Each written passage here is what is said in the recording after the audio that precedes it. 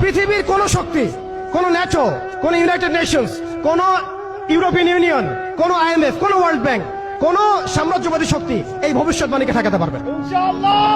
আপনি ওদেরকে চেষ্টা করতে দেন, সারা পৃথিবীর সমস্ত মুসলমানকে যদি এখন তারা মেরে ফেলে, তবু এই অকাট্য ভবিষ্যৎবাণী ইনশাআল্লাহ তাআলা তারা পাল্টাতে পারবে না।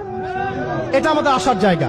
এটাই হচ্ছে চূড়ান্ত বিজয়। এবং ঈসা আলাইহিস সালামের হাতে আগামী 40 বছর, লিখে রাখেন আপনারা, এরপরের 40 বছর ওই বাইতুল মুকাদ্দাস থেকেই সারা বিশ্বে ইসলামী খিলাফা কায়েম হবে ইনশাআল্লাহ।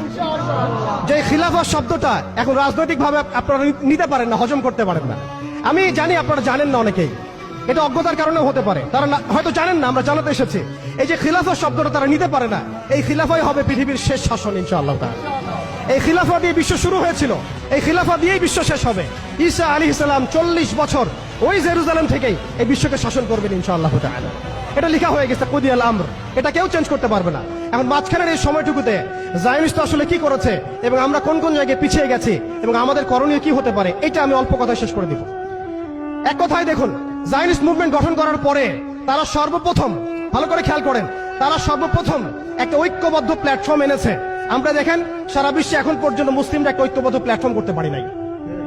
তারা ঐক্যবদ্ধ একটা প্ল্যাটফর্ম করেছে এবং সেই প্ল্যাটফর্মকে কেন্দ্র করে তারা সবার আগে খিলাফত ব্যবস্থাকে ধ্বংস করেছে। অটোম্যানদেরকে তারা পরাজিত করেছে। প্রথম বিশ্বযুদ্ধের সেই 1914 থেকে 18-এর মধ্যে তারা বাইতুল মুকাদ্দাসে প্রথম ঢুকেছে এবং তাদের সহযোগী ছিল পশ্চিমা বিশ্ব এবং ব্রিটেন। আজকে আমরা ইসরায়েলের এগেইনস্টে কথা বলি ঠিকই, কিন্তু পশ্চিমা বিশ্বের এগেইনস্টে আমরা কথা বলতে পারি না। আমরা ব্রিটেনের এগেইনস্টে কথা বলতে পারি না।